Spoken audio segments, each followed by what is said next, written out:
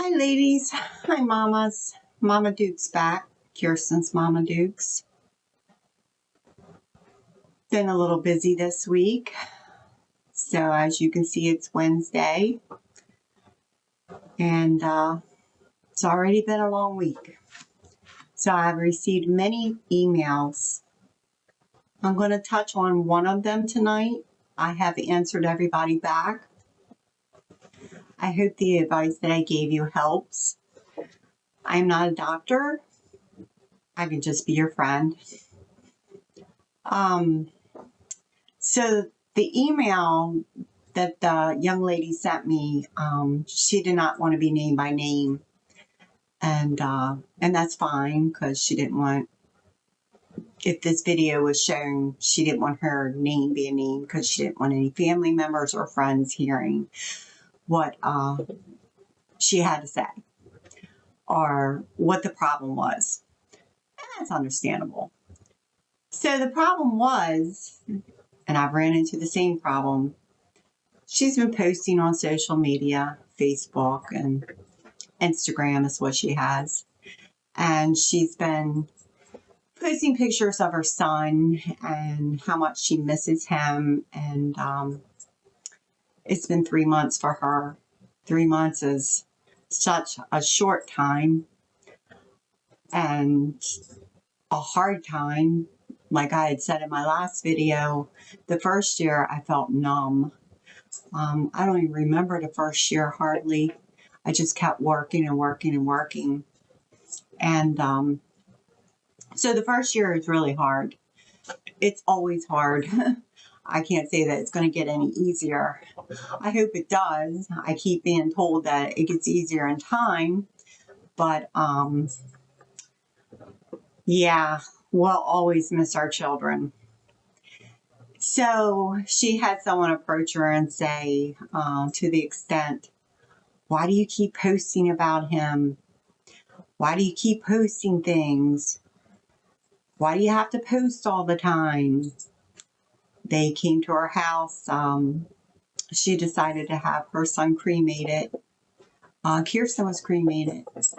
And she's here at my house.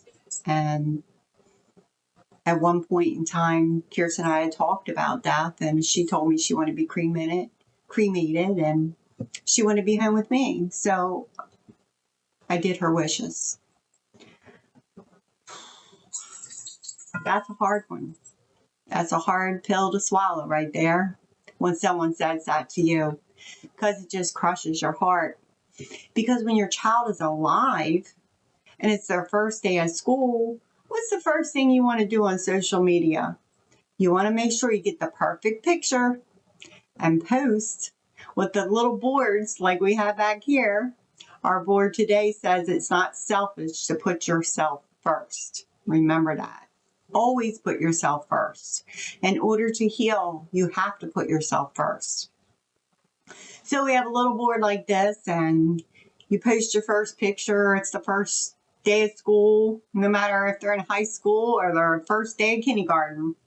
And now, times have changed. They didn't have these boards when Kirsten was littler. I wish they would have. That would have been really neat.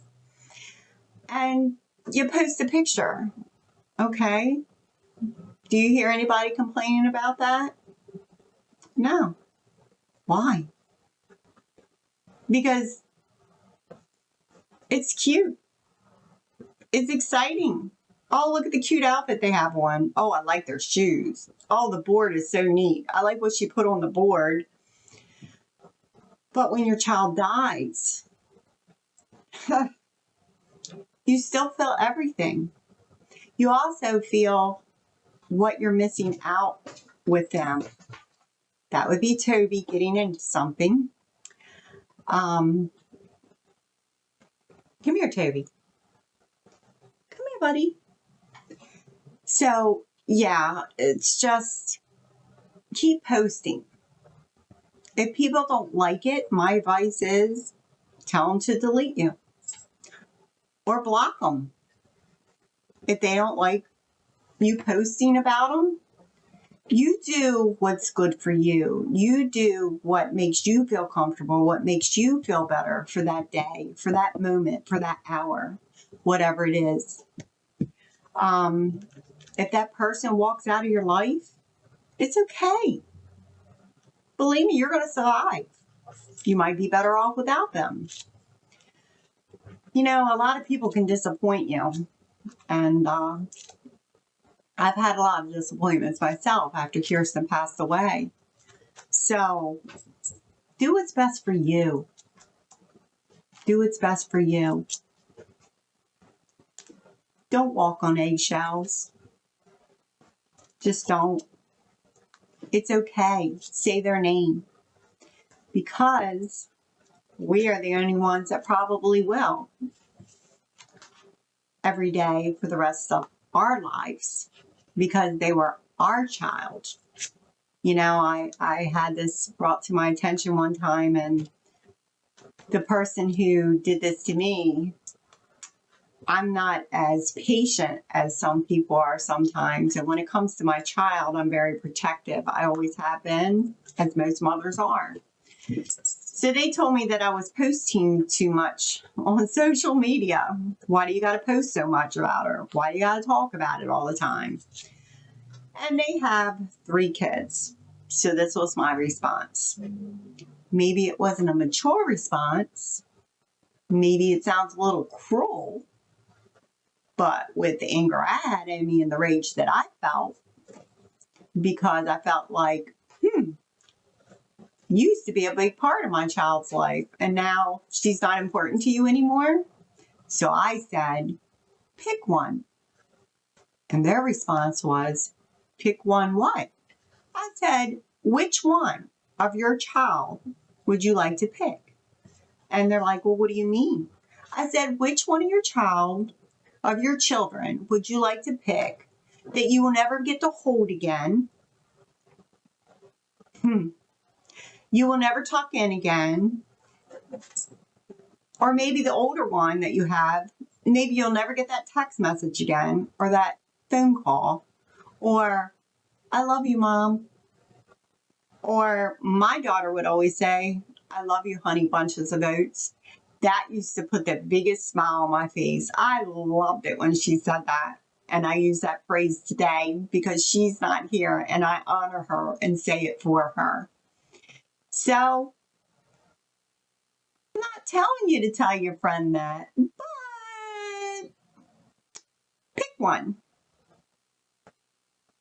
And then tell me if you could walk in my shoes.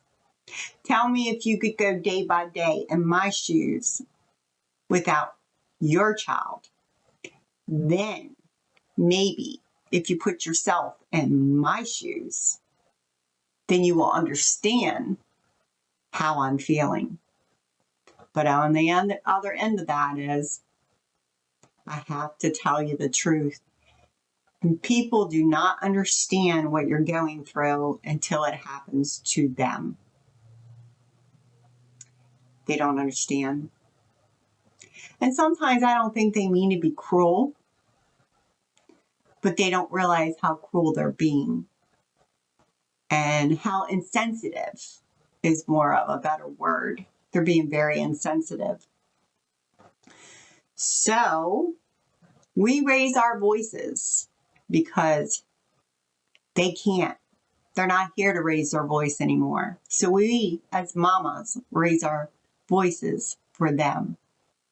I hope you guys have a blessed night. Don't forget, it's not selfish to put yourself first. I lean this way. Put something else up on the board here. I got this for Christmas. It says, live like someone left the gate open. My mother-in-law bought me that because she knew how much Kirsten liked cows. Now over here, I took the cow down and I put a picture up. And that's a picture of Kirsten. If somebody could please tell me who sent that to me, I would greatly appreciate it. And I love the picture. Kirsten's favorite color was purple. And they highlighted it. It's on a canvas and they painted it. And it's a picture that you can only grab off of Facebook of my daughter. And only her father has the copy, and I have the copy of this picture. So it was sent to my house anonymously. uh, I would say maybe, I don't know how many months it was. Like I said, the first year was a blur. And it was sent in a really big box, and it was wrapped and bubble wrapped and packaged so nicely. And it does have some initials on it, which I can't figure out what they are.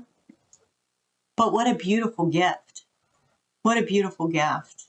And if you're listening and you sent that to me, if you want to keep it a secret the rest of my life, that's fine. But I thank you again for it, because it just touched my heart that, one, this person knew that canvas pictures are my favorite. And two, Kirsten's color, her favorite color was purple. And highlighting it in the yellow just brings out the features in her face. And she even had like dangle earrings on in this picture. So it's just absolutely gorgeous. So up on the board, I was blessed.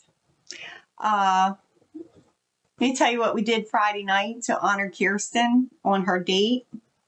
When we aired the podcast, was the 17th. And it's funny, I said February 17th in my last podcast, and I caught that. I'm like, oh, it was January 17th. So I got a card, and the envelope says Mom, and it was from a dear friend of mine. And she wrote a note as if Kirsten was writing it to me. And it was just so dear and precious to me. And if you have a friend, even though you're going through the same thing, be there for that friend. Do those few little extra things for them, because they mean the world to them. The one up at the top, the white one, I told you I have a cleaning company. I went into one of the offices the other day to clean an office, and they had left me a card telling them that they were thinking about me. It's just the little things that you do for the ones that have lost their child that matters. So keep that in mind, even if you haven't lost a child and you're sitting here listening and you're wondering how possibly you could help your friend. Just do the little things. Speak their name. Don't let them forget their child. Guess what? They're not going to forget their child. Make sure you let them know that you haven't forgot their child. Okay, I'm really getting off here right now. This is short and sweet, and I hope to see you guys next time. Keep liking and reposting and subscribing.